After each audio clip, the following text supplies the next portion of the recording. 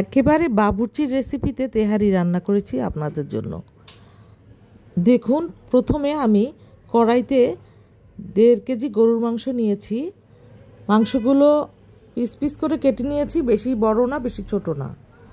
আদা রসুন বাটা, হলুদ গুঁড়া, মরিচ গুঁড়া, ধনে গুঁড়া, জিরা গুঁড়া এবং আমার স্পেশাল গরম মশলা গুঁড়া, যেটা আমি অন্যদিন দেখিয়েছিলাম, এগুলো সব একসাথে আমি প্যানে দিয়ে দিচ্ছি। একটু বাদাম বাটা আর প্রচুর পরিমাণে সরষের তেল, আর লবণ তো থাকছেই, জানা কথা।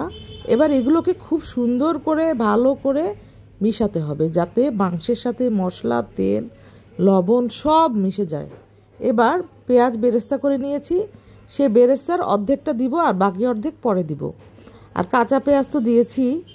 এখন এগুলো সব ভালো করে আরেকটা মিক্স দিয়ে আমি রান্না করব মৃদু আঁচে। এই দেখুন, আমার রান্না মোটামুটি হয়ে গেছে। এখন আমি এই চাল মিশিয়ে দিব। চালটা আগে ধুয়ে আমি শুকিয়ে নিয়েছিলাম।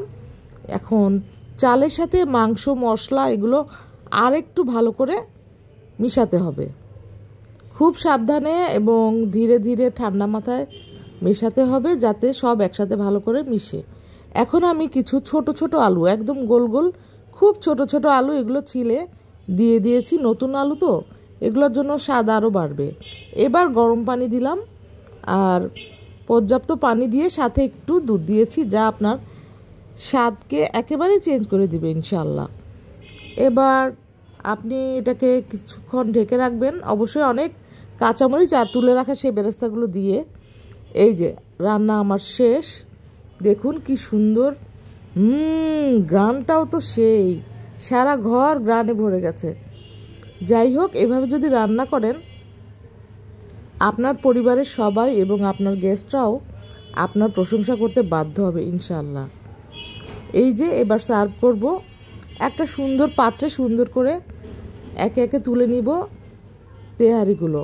আর পরিবেশনের সময় তো একটু সুন্দর করে দিবেনই জিনিসপত্র, যেমন পেঁয়াজ দিলেন, একটু ক্যাপসিকাম বা ব্রোকলি বা যাই হোক সুন্দর করে সাজাবেন। এই তো।